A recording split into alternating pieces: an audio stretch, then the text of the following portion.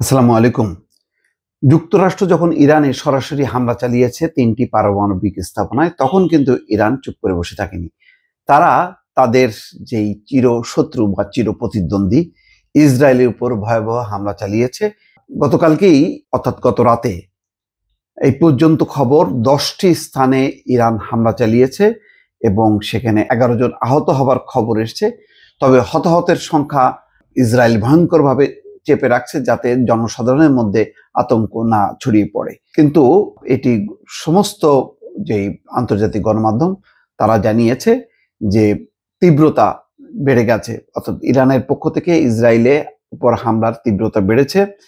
ইসরায়েলের জরুরি পরিষেবা সংস্থা মাগেন ডেভিড অ্যাডম জানিয়েছে ইরানের ক্ষেপণাস্ত্র হামলায় ইসরায়েলের ১১ জন আহত হয়েছেন।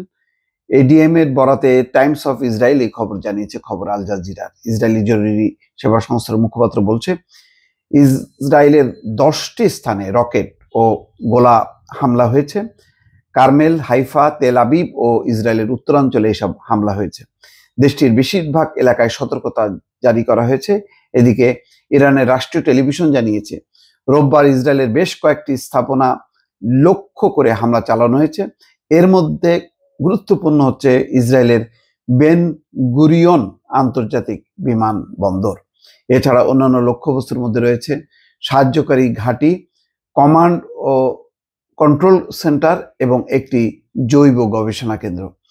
ইরানের অভিজাত সামরিক বাহিনী ইসলামিক বিপ্লবী গার্ড কোরের বরাতে দেশটির রাষ্ট্রায়ত্ত টেলিভিশন জানায় দীর্ঘ পাল্লার ক্ষেপণাস্ত্র ব্যবহার করে এসব হামলা চালানো হয়।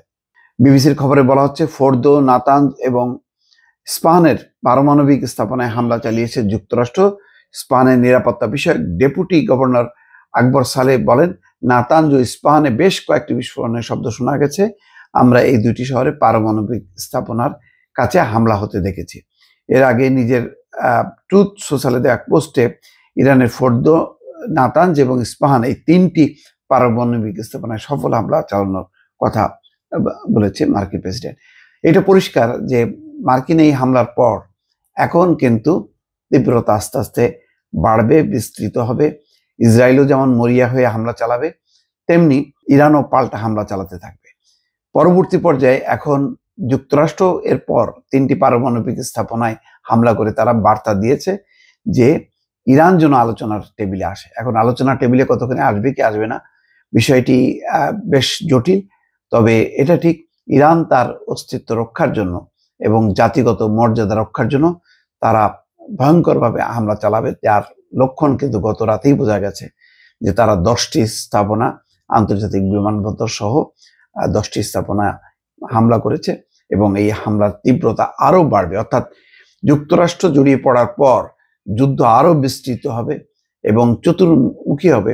অনেকে বলছেন যে মধ্যপ্রাচ্যের যে সামরিক ঘাঁটিগুলোতে আছে প্রায় 50 থেকে 1 লক্ষ সৈন্য, তাদের মধ্যে অন্তত 40,000 মার্কিন সেনা ঝুঁকির মধ্যে পড়বে এবং একই সঙ্গে ইসরায়েলের ভেতরেও আক্রমণ আরো তীব্র করবে। এটা হচ্ছে আন্তর্জাতিক গবেষকদের বিশ্লেষণ। দর্শক, ভালো থাকবেন। আল্লাহ হাফেজ।